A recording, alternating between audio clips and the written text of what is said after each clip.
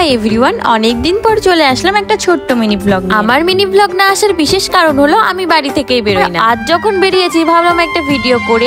প্রায় 2-3 মাস পর যাচ্ছিলাম কম্পিউটার, যেহেতু আমার কম্পিউটার সেন্টার রানাঘাটে, তাই এই রোদ গরমের মধ্যে ইচ্ছা আর করে না যে রানাঘাট। বাড়িতে শুয়ে শুয়ে এমন অবস্থা হয়ে গেছে যে এখন নিমন্ত্রণ খেতেও যেতে ইচ্ছা করে না। আমাকে আমার পাড়ার লোক তখনই দেখতে পায় যখন আমি পড়তে যাওয়ার জন্য বাড়ি থেকে বার হই। তো ট্রেন আসার পর আমরা চলে গেলাম সোজা রানাঘাট স্টেশন থেকে নেমে পৌঁছে গেলাম কম্পিউটার সেন্টার। স্টেশন থেকে আমাদের কম্পিউটার সেন্টার হাঁটা পথ 5 মিনিট লাগে। তোমরা হয়তো অনেকেই চেনো এই কম্পিউটার সেন্টার। এতদিন পর আসলাম, প্রথমে ভাবছিলাম দাদা হয়তো খুব বকাবকি করবে, তো দাদা সেরকম কিছুই বলেনি। আর আমার কম্পিউটারে আসার মূল কারণ হলো 15 তারিখ পরীক্ষা, তাই কিছু পারি আর না পারি প্র্যাকটিস করতে। ওই যে কার্টুন দুটো দেখলে, ওই কার্টুন দুটো হচ্ছে আমাদের কম্পিউটার সেন্টারের দাদা। আর এই যে মহিলাকে দেখছেন, এই কম্পিউটারে যায় কম্পিউটারের কিবোর্ড ভাঙ, কিন্তু আজও চেষ্টা বিফলে যায়। আমার কম্পিউটারে আগা মাথা মুন্ডু কিছুই মনে পড়ছিল না। দাদা এদিকে আমাদের দাঁড়িয়ে বলছিল কাশ্মীরের গল্প। যেহেতু আমাদের কম্পিউটারে সব কাজই করানো কমপ্লিট হয়ে গেছিল, তাই প্র্যাকটিস করার নাম করে এসে আমি আর সুকৃতি খেলছিলাম গেম। আর হ্যাঁ গাইস, একটু ফ্রিতে প্রমোশন করে, তোমরা যদি কেউ এই কম্পিউটার সেন্টারে ভর্তি হতে চাও তো চলে এসো। আমাদের দাদা খুবই যত্ন সহকারে আমাদের কম্পিউটার শেখায়, দেখতেই পাচ্ছ। আর কম্পিউটার সেন্টারে ঢুকেই এই ব্যক্তির সাথে দেখা হয়ে যাবে যিনি তোমাদের সবকিছু বুঝিয়ে। সুরেন্দ্র সিনেমা হলের পরেই এই কম্পিউটার সেন্টার। আমাদের একটু দরকার ছিল বলে আমরা ব্রিজ পার করে ওই পারে যাচ্ছি। আর রিপন বেচারা এখানে ট্রেন যাচ্ছিল বলে 1 ঘন্টা ধরে দাঁড়িয়েছিল। ওই যে কথাই বলে না, উঠলো বাই তো কটক। তাই আমরা দুইজন উইদাউট এনি দরকার স্টাইল বাজারে চলে আসি। যদিও সেরকম কিছু আমার পছন্দ হয়নি, তাই জাস্ট একটা রুমাল নিয়ে বেরিয়ে পড়ি। গাইস, তোমরা কবে শুনবা আমি রাস্তাঘাটে কোনো এক গাড়ির সাথে তাল মেরে রাস্তায় পড়ে আছি? কারণ রাস্তাঘাটে